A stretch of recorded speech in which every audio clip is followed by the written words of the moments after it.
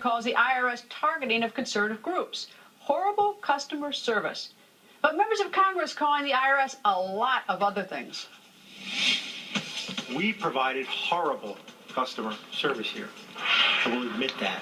We did. Horrible customer service.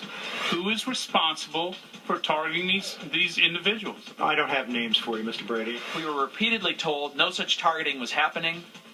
That isn't being misled.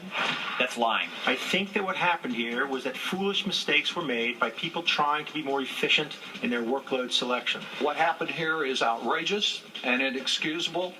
And unless those of us who strongly disagree with the Tea Party on many issues defend it from any impairment and allow it to be as wrong as it wants to be, we impair our democracy. Why did you mislead Congress and the American people on this?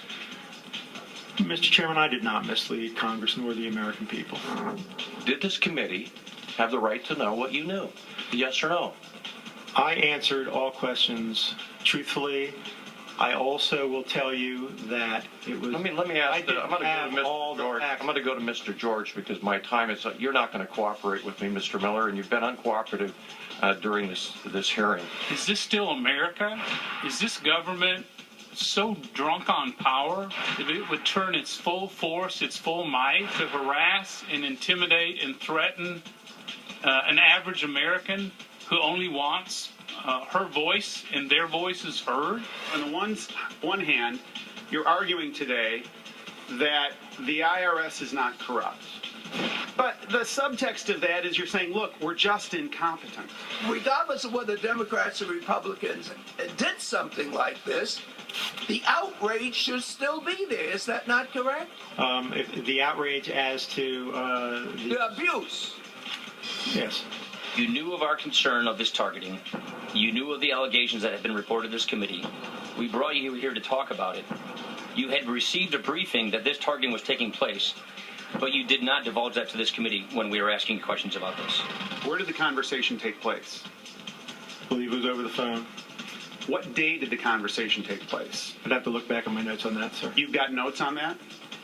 I'd have to try to find them. Why did you say you had notes if you don't think you have notes? Sir, please. Who's responsible? You conducted the investigation. Who was responsible?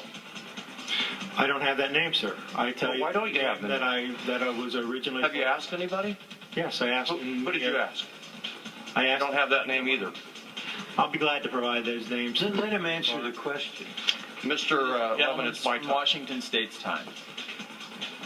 Who did you ask? I asked the senior technical advisor. And what's the senior technical advisor's name? Nancy Marks. And what did Nancy tell you? Who's responsible?